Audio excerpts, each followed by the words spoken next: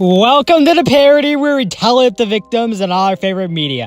I'm Disassembly Drone Jenny, and today we're looking at the pilot for Murder Drones, released all the way back in 2021. This is one I'm pumped to be covering, probably just because the concept for the series itself is so cool. The old Earth humans had done a huge f*** up and accidentally blew up like half the planet, so now there are just worker drones remaining. They were put on a planet named Copper 9, which apparently the humans over at Earth didn't like, so they sent a whole bunch of disassembly drones. The disassembly drones themselves have such cool designs and are ruthless, killing basically any worker drone they see. The series revolves around student Uzi Dorman, who's trying to murder all humans. Her way to doing that is blocked by a couple of disassembly drones, but there's more to them than originally meets the eye. At least one of them's zero designation ends. He's more in these worker drones than his two friends. His so-called disassembly drone friends are J and V, who seriously, whoever designed them needs a raise immediately. It's a well thought together series with amazing visuals to boot. Seriously, for a web series on YouTube, this looks impressive. And it's also impressive that, to me, it's actually funny. And maybe it's because I've been surrounded by extremely unfunny dickheads the last few years, but hey,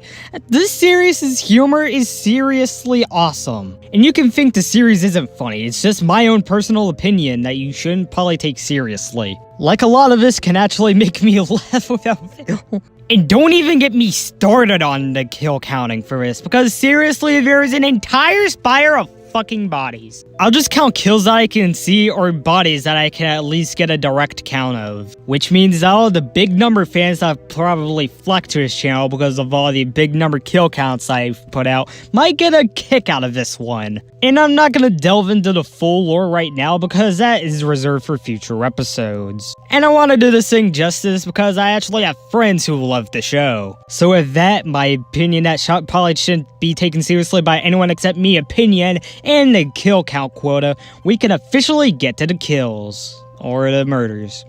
Or disassemblies. You know, who gives a fuck? The series begins with a booting up of some exposition about the so-called worker drones. These worker drones are by fictional company JC Jensen, who are in space! This planet has a core collapse, which apparently the humans on it don't give an absolute shit about, so they just decide to let the planet up and explode. Before said explosion, I could count 26 humans or drones who probably ended up dying in said explosion. That includes 21 in that previous shot and 5 in this shot before the Earth goes boom. After that explosion, all that was left were some worker drones and a bunch of bastard scalies. And it's safe to say that the drones replaced the humans on this planet, even them having babies. Unfortunately for them, a spacecraft crashed and made a crater, and I don't like what's going on inside of that. Oh, safe to make that assumption, that guy just got decapitated, holy shit. You motherfuckers are screwed. Oh, extra screwed when they start sending out bombs, killing even more in the process. I'm gonna get my count from various shots here, so there's 8 here, a detached arm, 1 dude praying for his life, in that family we saw a moment ago. And now after a fade to black, we still see another body in here. How many people have these things killed? After the title card, we see a pretty explicit reason why I can't discern how many people these things have killed. Using this frame, I can see 23 things protruding out of it. That is definitely not how many bodies are in that spiral, but hey, it's better than nothing. This spiral is apparently part of one big PowerPoint presentation. She uses an incitement of a state of panic only to present her sick railgun. She doesn't even know if it feels work, but she's feeling mischievous anyways. The teacher is tired by all of her antics and asks why her railgun is red.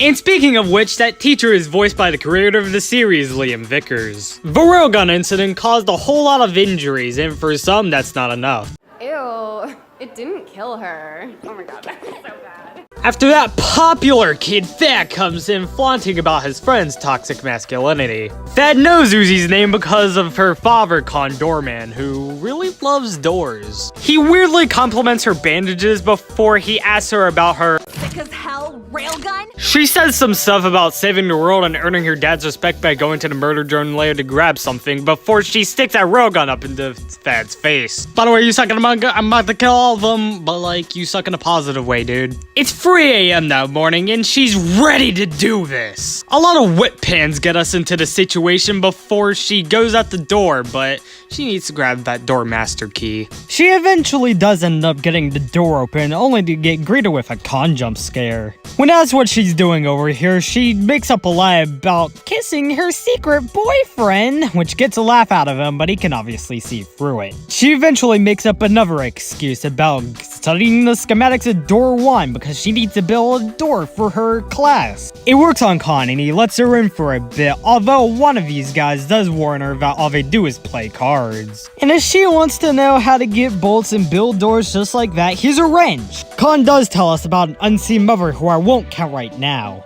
Remember, we don't have a visual what she at least looks like. I'll wait until we get a visual to counter, so that's at least in a later episode. He then proudly boasts that Uzi's at the doors!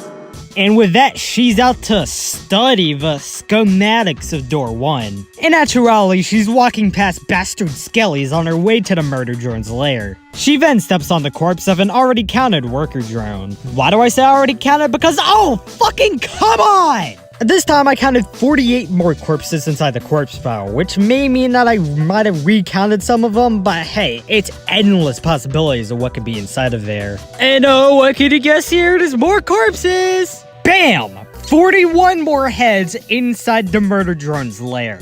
This is just getting ridiculous at this point. Yeah, Uzi, just walk inside the murder drone's lair and come on! That is an entire 45 more corpses on the other side of that wall.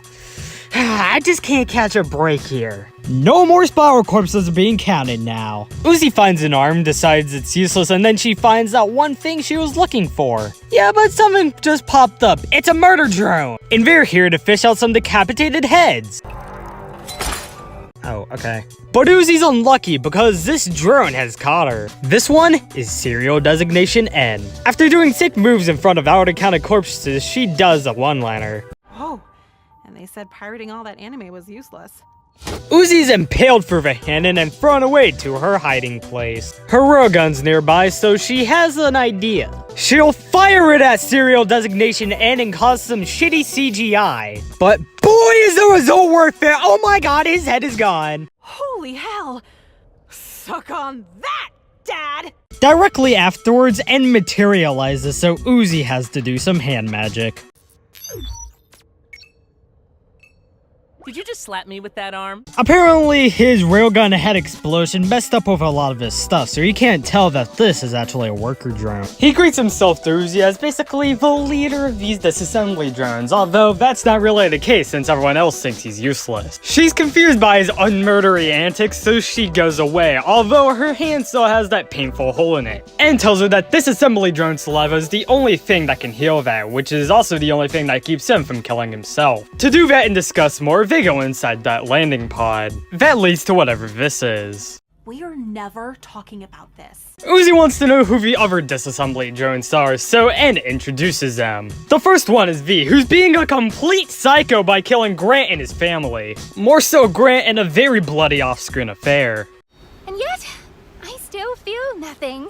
N tries introducing himself, but she just flies off instead. So yeah, very obvious mutual respect, and also N kinda has a crush on V. But then there's also J, their so-called leader in N's eyes. And oh, here's the tour for Uzi. Outside are over 200 corpses, and these are buttons. However, Uzi quickly realizes that this is a spaceship. She says that the worker drones and disassembly drones could work together to fix this instead of murdering all of them. The reason for murder is all the sweet oil! However, N just wants to do something useful. Uzi quickly tells him that the company's probably gonna dispose of him once all the workers are gone, and that's why he doesn't have any respect among them. Speaking of them, we're back from the elongated makeout session. V spots Uzi, proving N's point. J inspects N and sees that he must have knocked himself offline. Afterwards plays all the sweet worker drone footage. That basically means N's gonna die someday. He reboots and realizes his mistake. Oh, I gotta go murder people, bye-bye. Hey V, now that he's gone, shall we make out again? Back behind door number 1, those worker drones were playing their epic game of cards. But in runs N, who wants to close the door but can't because, oh god, there's something in the way.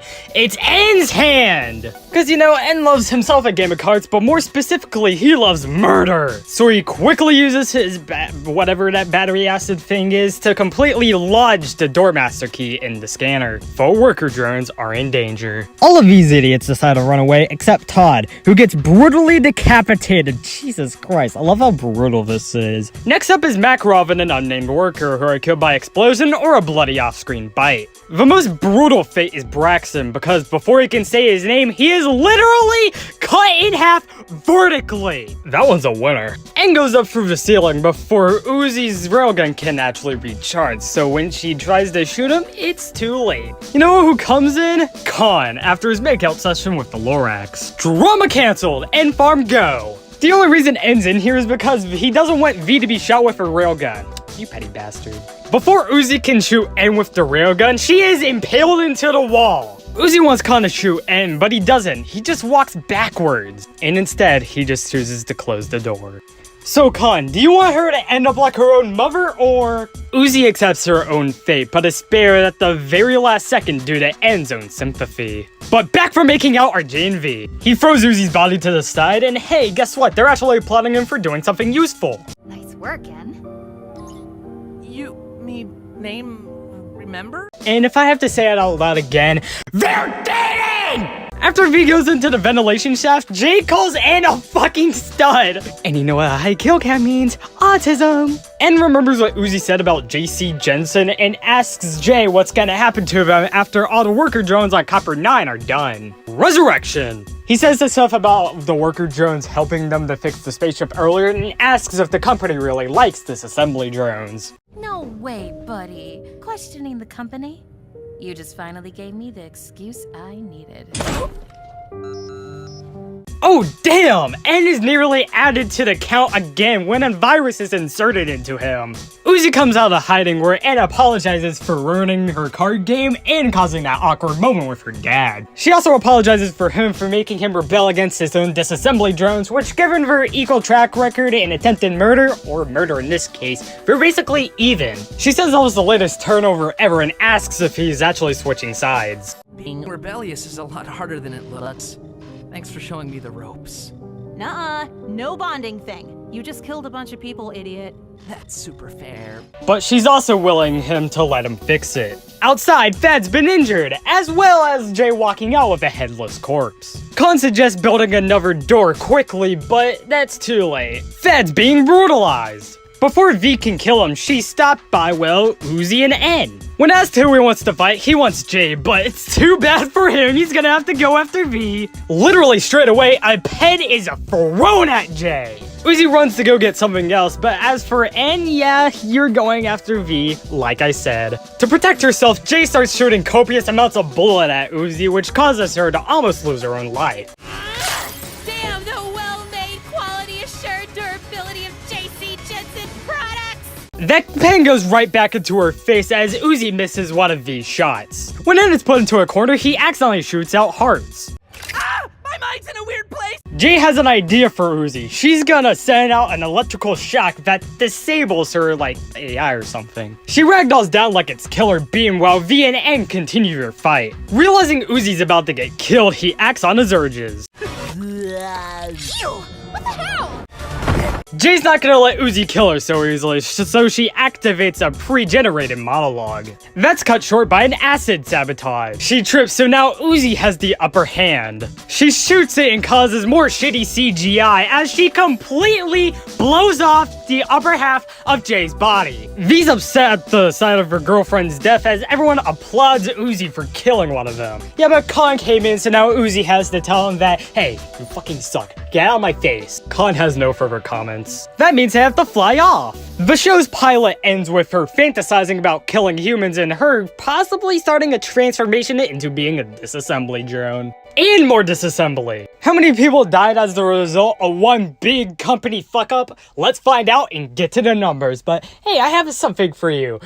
That's because you've been a good viewer. Wait, that's the numbers. No! My life is just great. Anyways, I saw 213 deaths in the Murder Drones pilot, which is a lot, but not exactly top 10 material.